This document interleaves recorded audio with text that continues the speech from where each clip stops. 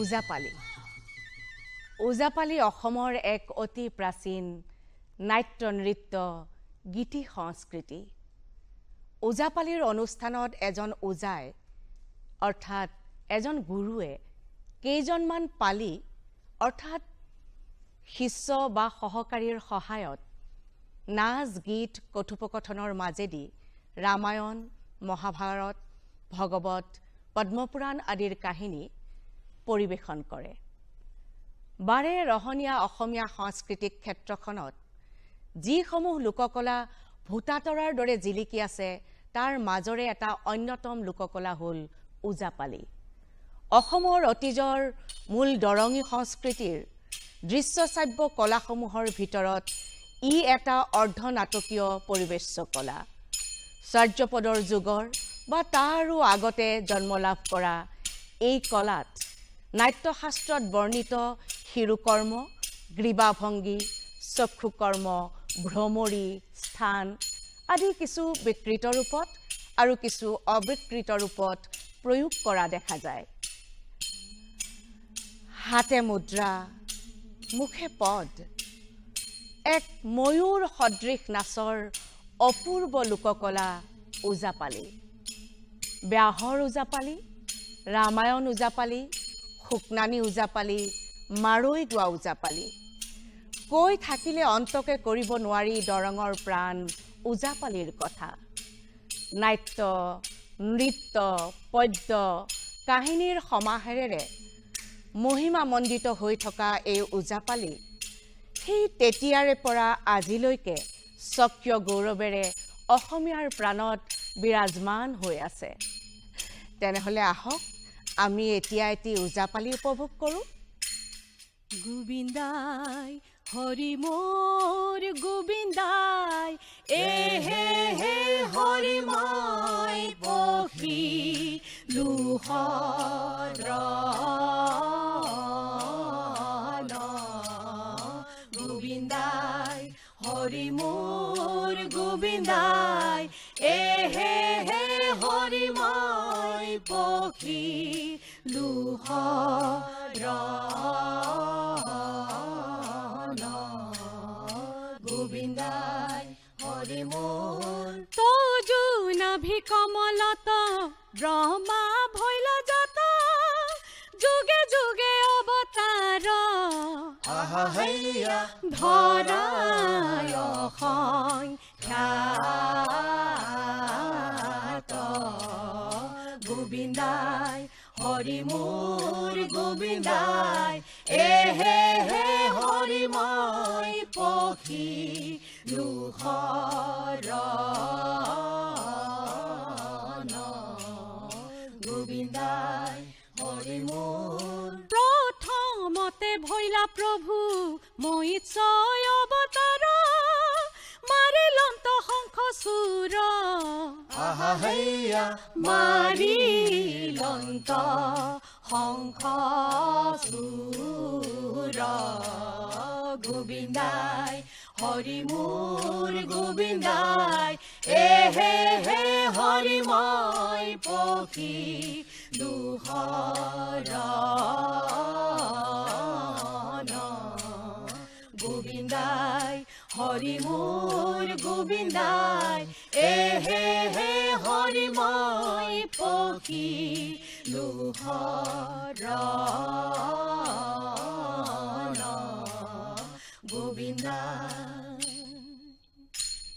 অসমীয়া জাতীয় জীৱনত সবাতোকৈ মহত্বপূৰ্ণ আৰু প্ৰভাৱশালী গীতি সাহিত্যভাগেই হৈছে বৰগীত কেউৱে কয় প্ৰাৰ্থনা গীত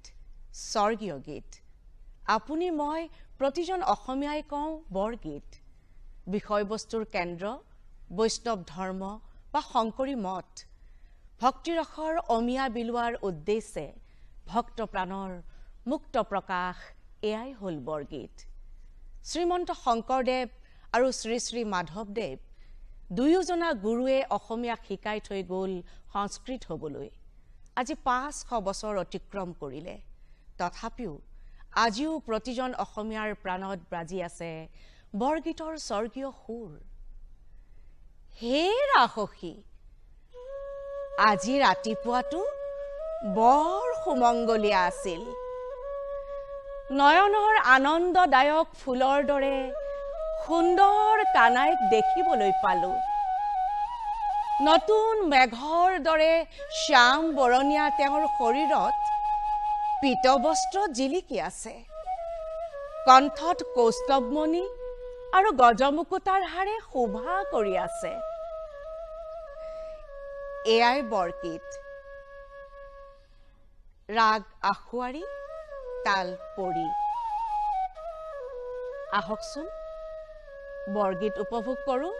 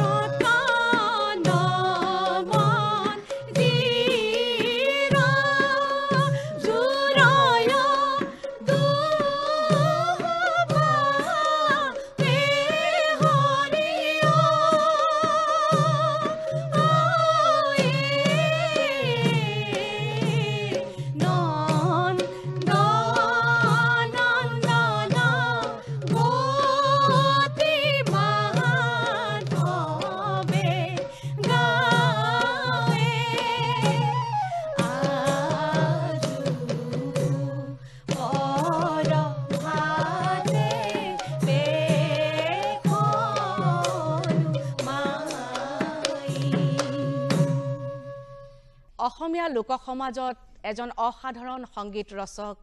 আৰু ৰচনাৰ সক্ৰিয়তাৰে প্ৰতিষ্ঠিত হৈ ৰোৱা এক সুকীয়া নামাকৰণেৰে অপূৰ্ব গীতি সাহিত্যৰ ৰচয়িতা কবি দুৰ্গা বৰকায়স্থ। 1515 খ্ৰীষ্টাব্দৰ পৰা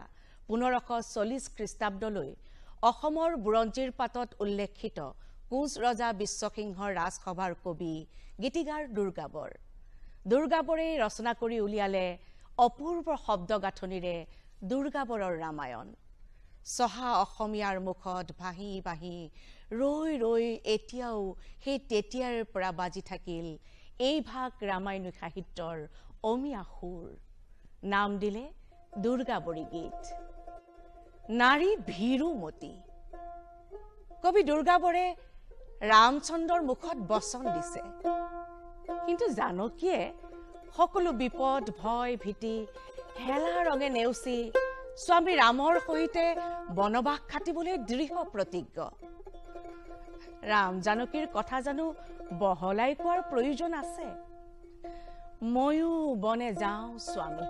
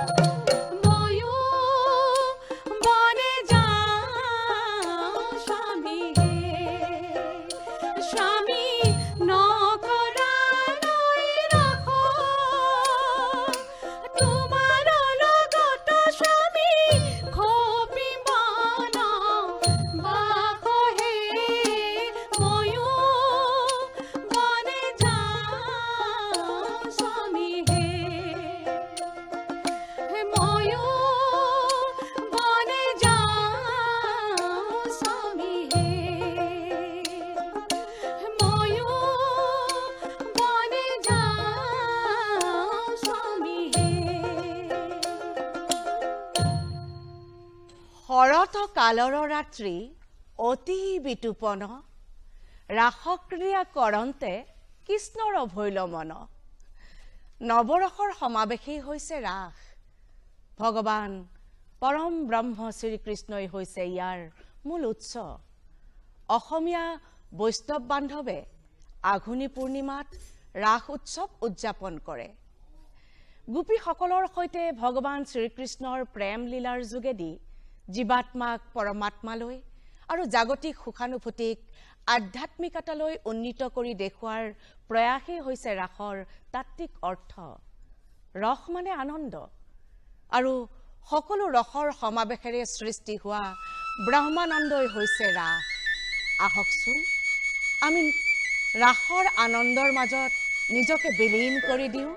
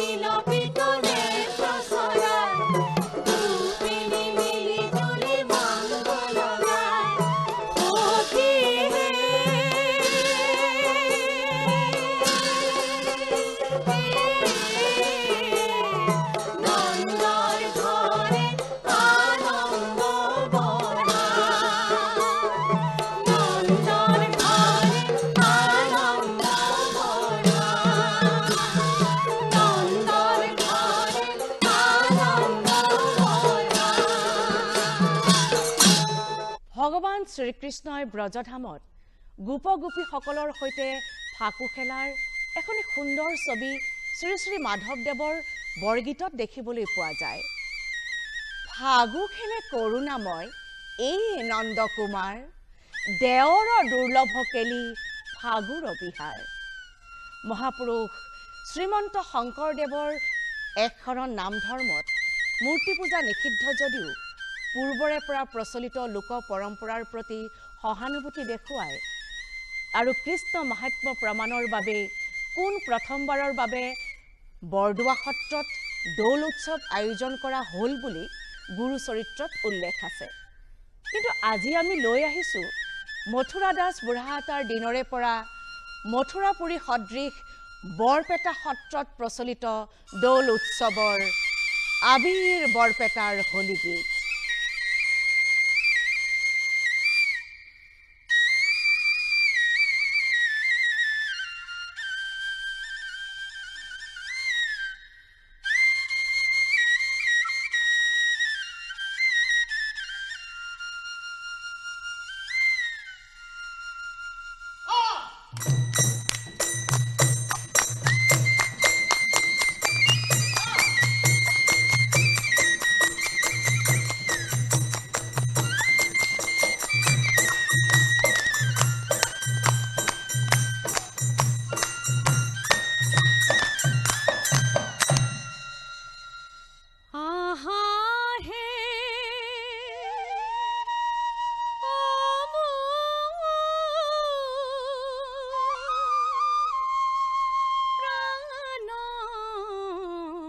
কৃষ্ণ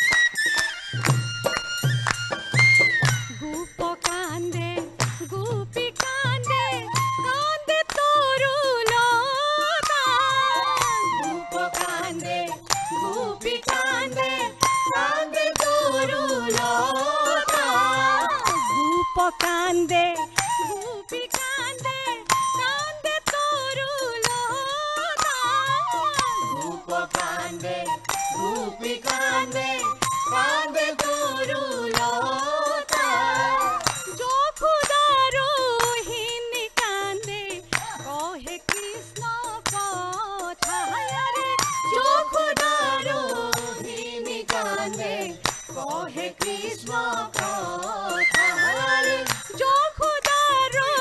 হিনি কান্দে কহে কৃষ্ণ কথাৰে যশোদাৰো হিনি কান্দে কহে কৃষ্ণ কথা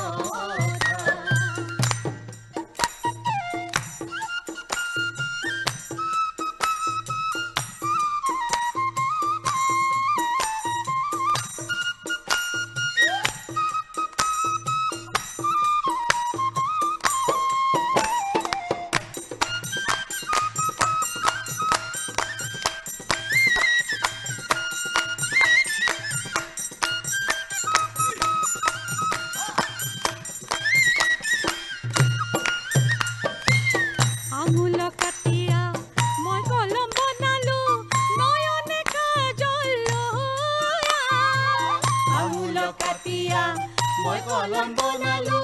নয়নে কাজল হৃদয় ফালিয়া মই পত্ৰ লিখিলো লয়া যা ফাগুনি মলয়া হায়াৰে হৃদয় ফালিয়া মই পত্ৰ লিখিলো লয়া যা ফাগুনি মলয়া হায়াৰে হৃদয় ফালিয়া মই পত্ৰ লিখিলো লয়া যা ফাগুনি মলয়া হায়াৰে হৃদয় ফালিয়া মই পত্ৰ লিখিলো লয়া যা ফাগুনি মলয়া আহা হে ও প্ৰাণ কৃষ্ণ দিয়া দৰ্শন হে দিয়া দৰ্শন কৃষ্ণ দিয়া দৰ্শন হে দিয়া দৰ্শন কৃষ্ণ দিয়া দৰ্শন হে সুন্দৰী গোপিনী কান্দে কৃষ্ণ নাই কাষৰে সুন্দৰী গোপিনী কান্দে কৃষ্ণ নাই কাষৰে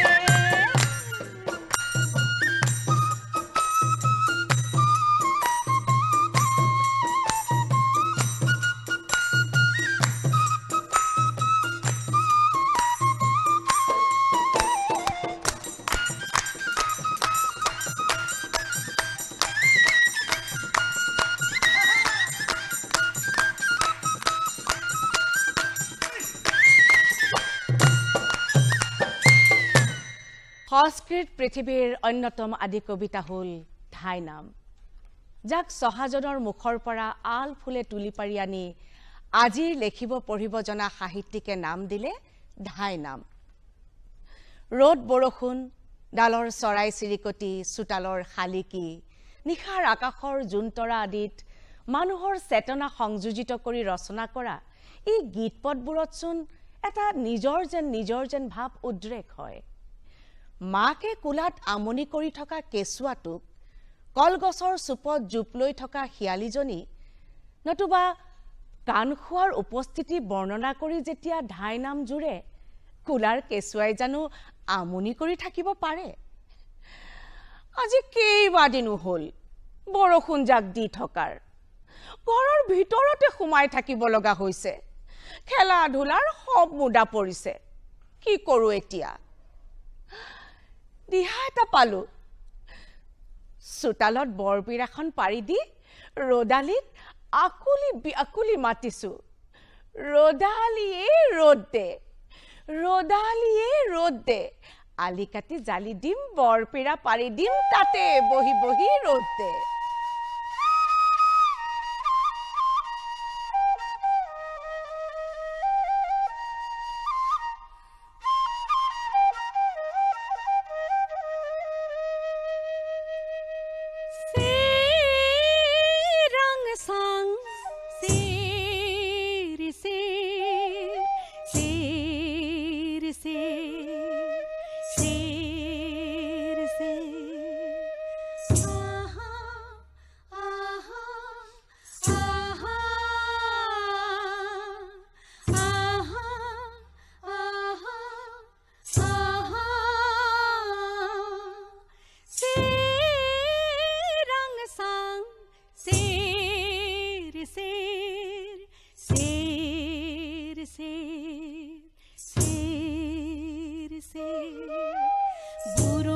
sen kakdong nangi aya nangi baba dake dake rakhunong ser ser ser ser ser ser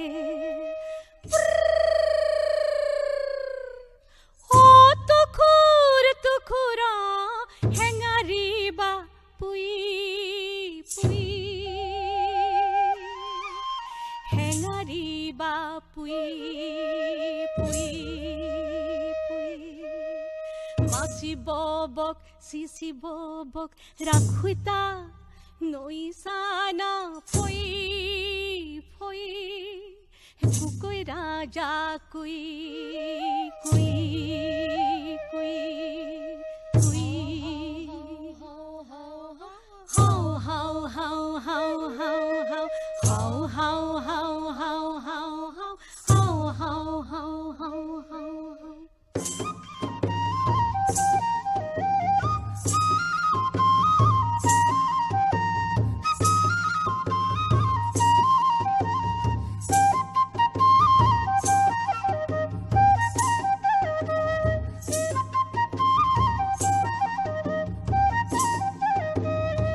घुराई संखोला घुराई घुराई घुराई संखोला घुराई घुराई घुराई घुराई भुइतong hasibong murai घुराई घुराई भुइतong hasibong murai jigaron parsungan ongarake ron ron ron rang juri bangian usipuye ton ton ton rang juri bangian usipuye ton ton ton घुराई संखोला घुराई घुराई घुराई संखोला घुराई घुराई গণশিল্পী হেমাংগ বিশ্বাসৰ ভাষাৰে আমিও ক'ব খোজো আঞ্চলিকতাবাদ হ'ল লোকগীতৰ অন্যতম প্ৰধান চৰ্ত কামৰূপী ভাষা বা গোৱালপৰীয়া ভাষা মূল অসমীয়া ভাষাৰ পৰা পৃথক নহলেও এইবিলাকৰ এটা সুকীয়া ঠাঁচ আৰু কথন শৈলী আছে লোকশিল্পীৰ কণ্ঠত প্ৰাণ পাই উঠা এই বিশেষ শৈলীৰ এটি কামৰূপীয়া লোকগীত শুনকচোন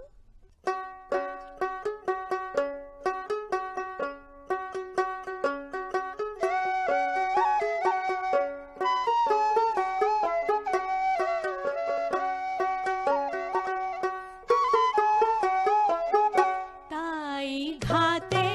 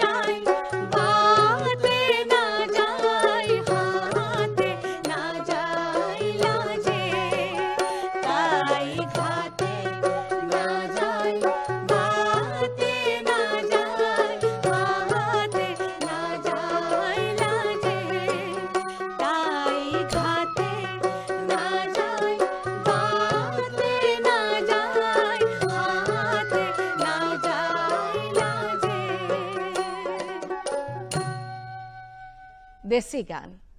চহা ৰাইজৰ মুখত আছিল দেশী গান পদ্মশ্ৰী প্ৰতিমা পাণ্ডে বৰুৱা আৰু সুধাকণ্ঠ ডক্টৰ ভূপেন হাজৰিকাৰ যত্নত জনপ্ৰিয়তাৰ শিখৰ চুমিলে গোৱালপাৰীয়া গীত হিচাপে মাহুতৰ মুখৰ গীত আৰু মৈছালৰ মুখৰ গীতসমূহে যেন পূৰ্ণতা পালে প্ৰতিমা বাইদেউৰ কণ্ঠত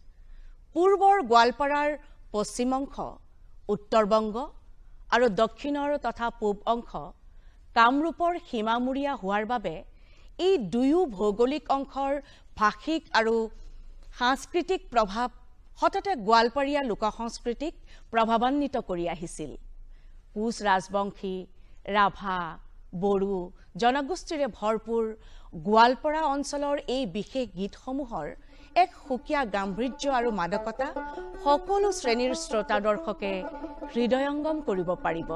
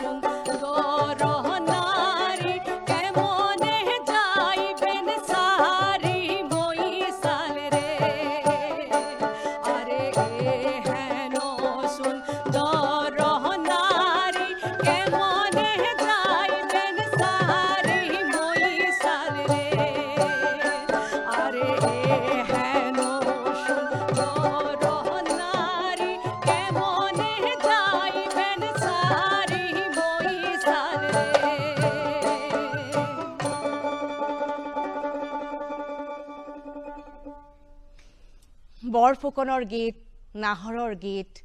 মণিৰামৰ গীত, জনা গাভৰুৰ গীত,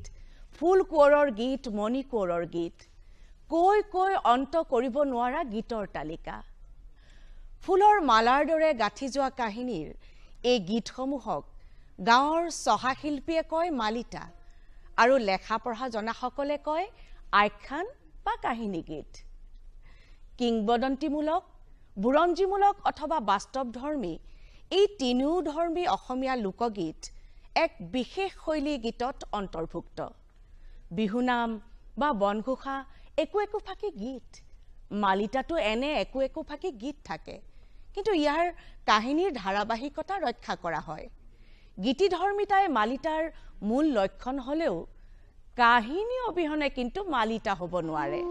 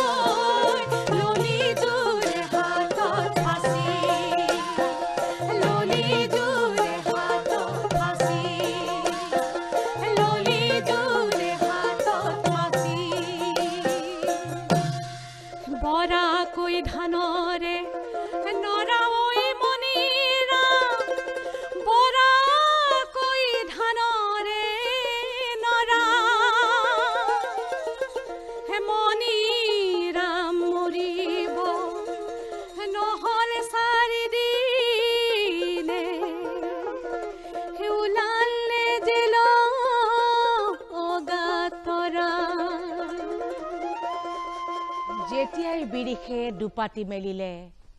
তললৈ মেলিলে হিয়া সেইনো গছে জুপি খোজে মহাদেৱে টোকাৰী সাজু গৈ দিয়া আদিবাদ্য টোকাৰী সংগত কৰি যেতিয়াই দেহ বিচাৰৰ গীত গোৱা হ'ল তেতিয়াই শিৰোনাম দিয়া হ'ল টোকাৰী গীত বৰাগীৰ প্ৰাণৰ সুৰ টোকাৰী গীত দেহৰ ক্ষণস্থায়িত্বৰ সকিয়নি টোকাৰী গীত ভগৱত প্ৰেমৰ বাণী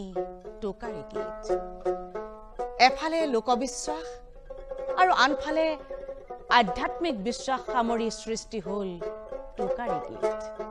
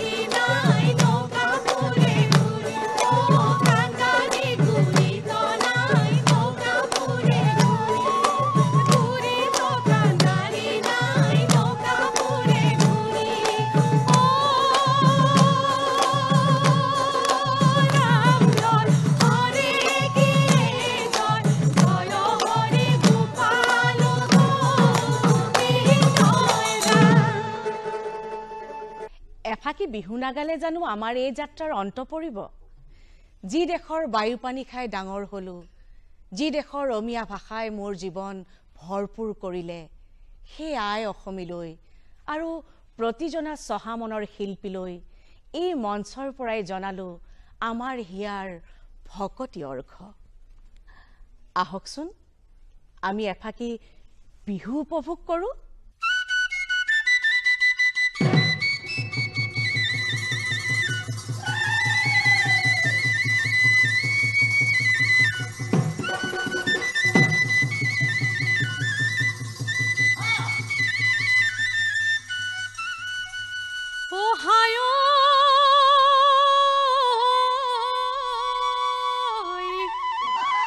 ঘৰতো নবহে মনে সমনীয়া ঐ পথাৰতৈ নব হে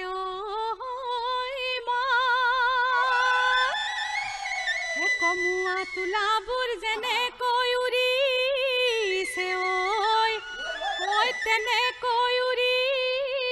বৰ্ম কেলৈ ফুলিলি